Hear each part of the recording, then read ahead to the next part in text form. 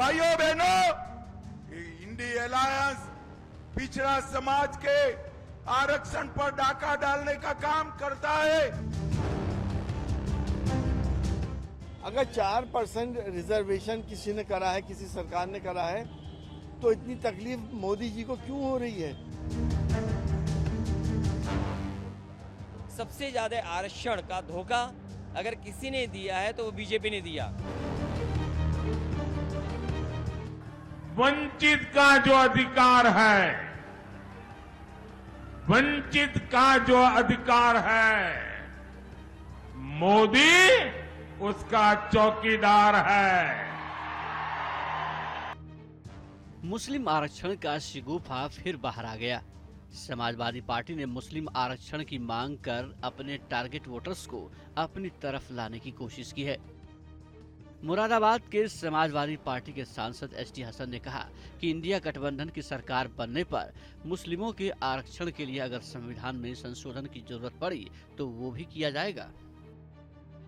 हमारी शिकायत ये है कि अगर एक हिंदू धोबी को आरक्षण मिल सकता है तो मुसलमान धोबी को क्यों नहीं मिलता? ये तो सन 52 से क्या धर्म के आधार पे नहीं है? देखिए, वो यहाँ के सरकारें करेंगी, पार्लियामेंट करेगी। पार्लियामेंट से संशोधन तो हो सकता है। कौन सी सरकार? क्या कोई अमेंडमेंट नहीं किया जा सकता? और ये क्योंकि बीजेपी तो खुली भी मुसलमानों के विरोधी है, ये अगर करेगी तो गठबंधन की सरकार करेगी। मगर यूपी के सीएम योगी आदित्यनाथ हर चुनावी मंच से यह कह रहे हैं कि धर्म के आधार पर आरक्षण नहीं दिया जा सकता। भारत के अंदर धर्म के आधार पर आरक्षण नहीं हो सकता।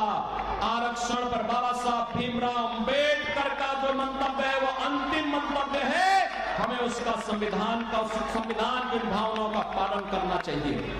बहनों भाइयों, धार्मिक आधार पर आरक्षण, धार्मिक आधार पर आरक्षण ये भारत की संविधान की मूल भावनाओं के विपरीत है।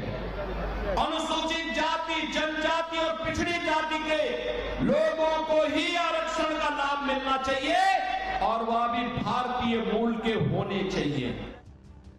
अब उत्तर प्रदेश में मुसलमानों को ओबीसी के दायरे के तहत मिलने वाले आरक्षण की समीक्षा की चर्चाएं भी तेज हो गई हैं।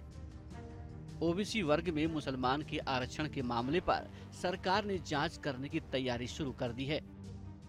मुस्लिम आरक्षण पर घमासान के बीच समाजवादी पार्टी अध्यक्ष अखिलेश यादव ने बीजेपी पर आरक्षण से छेड़छाड़ और धोखे का आरोप लगाया। सबसे ज्यादा आरक्षण का धोखा अगर किसी ने दिया है तो वो बीजेपी ने दिया। पहले पिछड़े, दलित, आदिवासी जनरल कैटेगरी में भी आते थे। इन्होंने पिछड़े, दलित और आदिवासियों को अपनी कैटेगरी में बांध दिया है, जिसकी वजह से जनरल में नहीं आ पा रहे हैं। और जनरल की कैटेगरी जो 40% है, अगर हम 10% ईडब्ल्यूएस की मान लें तो 40% में कम आबादी के लोगों को नौकरी मिल रही है। बीजेपी की रणनीति साफ है, वो मुस्लिम आरक्षण का मुद्दा उछालकर पिछड़ा समाज को साधने में जुटी है।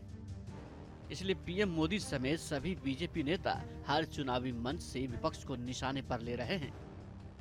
लेकिन अब जब इंडी गठबंधन में शामिल पार्टियां खुलकर मुस्लिम आरक्षण का समर्थन कर रही हैं, तो इससे बीजेपी के दावों को ताकत मिल रही है। Team news nation.